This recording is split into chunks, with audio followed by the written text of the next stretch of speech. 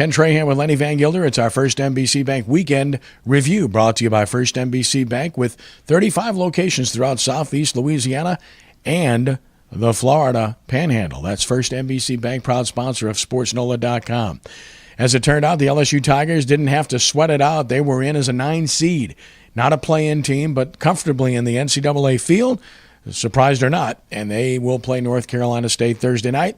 That game to take place in Pittsburgh in the East Regional. And Lenny, who knows what to expect? NC State played the 5th toughest schedule in the country this year, out of a tough league, some common opponents and commonality, and that Mark Gottfried, formerly coached Alabama and played there. Johnny Jones was an assistant under Gottfried for a year. And, of course, Ralston Turner is the second leading scorer for NC State. So there's familiarity here. And when people ask you what's going to happen, my answer is, who knows with this LSU team? And, who knows? When I look at NC State on paper, I see a lot of the same things that I see with LSU. They've got some really unexplainable losses, okay? Boston College was one of the 2 worst teams in the ACC, and they got drilled on the road at BC, and that was late in a year when they played their best basketball, winning 6 out of their last 8. So, there's a lot of things as you look at this, you just don't know what you're going to get. But obviously, we've seen a lot more of LSU than we've seen of NC State.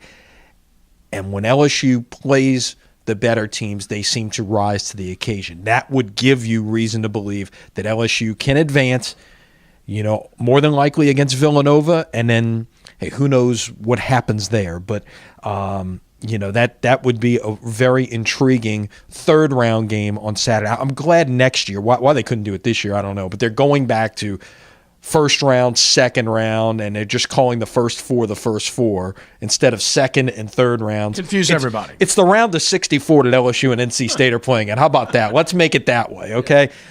Let's see. This is, LSU. It's been 6 years between NCAA tournament appearances, so long overdue to get back in the field.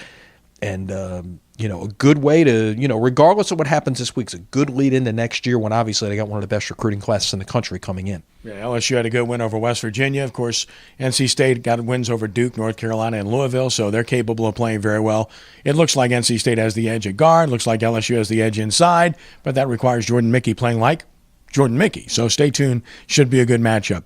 The New Orleans Pelicans let one slip away, and they are now a game out for the final playoff spot in the Western Conference after losing to Denver. And this was tough, Lenny, when you have the lead late and can't hold it because you can't get stops. And despite a superhuman effort by Anthony Davis, you don't win. It's a problem. But I look at this, and rather than be bashing them as some would do for losing to a quote-unquote lowly team, Denver's now won 6 of 8 since they changed coaches. And perhaps this is just a bad matchup because they can't guard these guys, and Denver beat New Orleans 3 out of 4 times this year. Yeah, there are teams in this league who you're going to match up well against and teams you're not going to match up well against. And I think you make a very good point, though. We still come back, and we've had this conversation previously and talked about it a lot with LSU, that the Pelicans seem to rise up when they're playing better teams. Wasn't that an old slogan for them? Yeah, this is take flight now, right? But right. Yeah, but whatever it is, and then when they're playing teams that are more at the bottom of the standings, they don't seem to play as well, inexplicably. But at the same time, like you say, I think Denver's not a very good matchup for this team. And they lacked an extra scoring option. All they had was Anthony Davis and Tyreek Evans in the overtime periods. Eric Gordon in the second overtime. 2 missed shots wide open and a big turnover. And he's your third option. So they lacked that. But more than that, Lenny, they just couldn't defend. They got drilled in the paint, and they got killed by 2 backup guards. I mean, Martin and Nelson just killed them. It's, like you say, it's some of those things you need to be able to handle, and they couldn't handle it. And, there are times when you think this team is a little bit better maybe defensively than they've been, but there are times that they just cannot get stops when they need to get them. Where the Saints are concerned, it was a quiet weekend, all quiet on the southern front, as it were, because there were no further moves made. But stay tuned. There's more to come, and we'll see. It looks like what's most imminent now is restructuring. And if you restructure and you get lower in terms of your number, then maybe a Trahan Williams is not out of the question. Exactly. They're not done, obviously. And you look at, we're almost a week in now. Tuesday at 3 o'clock will be the 1 week mark of this new league year. And the Saints have obviously been among the busiest teams. Maybe not signing free agents, but making trades. And what have you gotten out of this? The big thing is the draft pick haul. You've gotten a 1, a 3, and a 5, and you've given away a 4. And, now, we got a long way to go to the draft. But, this group was incredible in the draft, 06, 07, 08, 09, okay? And since then, they've been mediocre at best when it comes to the draft. Now, all of a sudden, you're stockpiling these picks. You've got a chance to really make a difference with guys who would be very contract friendly early on because you're going to have this great number of draft picks or maybe even combo them to move up in the draft. What are you going to do with them? That is going to be the key thing in all of this that we're talking about, moving guys on, signing guys, is these draft picks. What are you going to do with them, and how are they going to impact the team in 2015 and forward?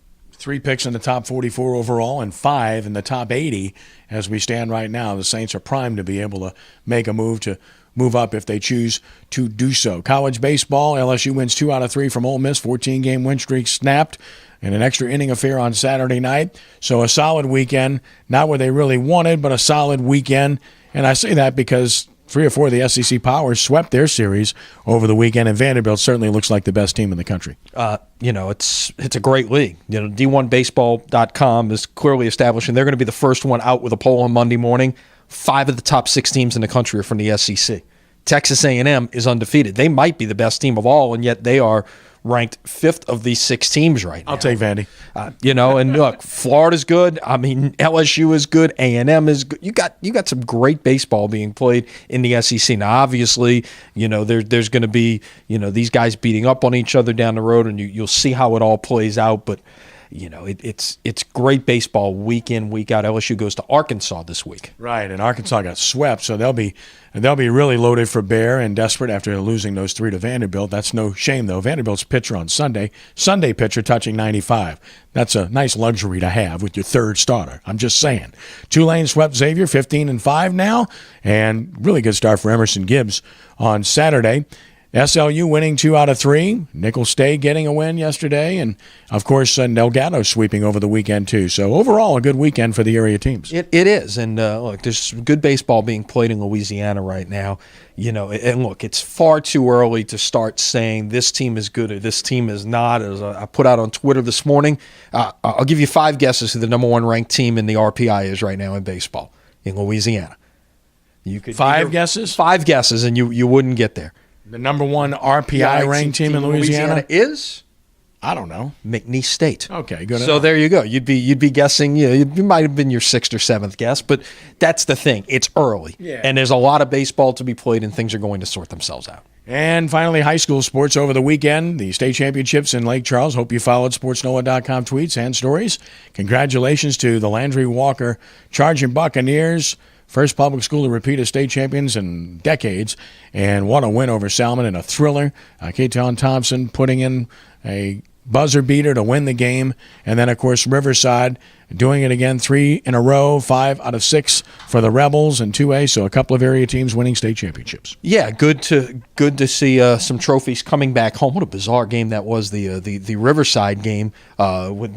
Took, 2 hours to play the game. There were incessant whistles at one point. What an official change at halftime. It was crazy what was going on there. But Timmy Verd prevails again. What's that 11 titles for him now? It's he's keeping that number climbing.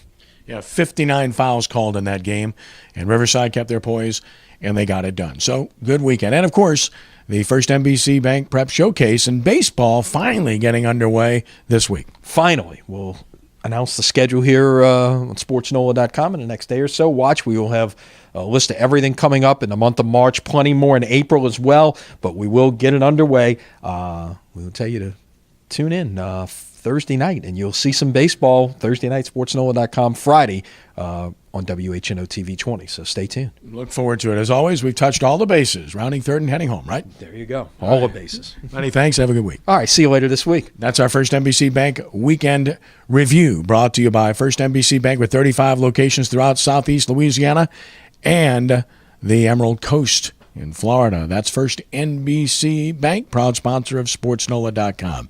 For Lenny, I'm Kenny. Have a great week, and God bless you.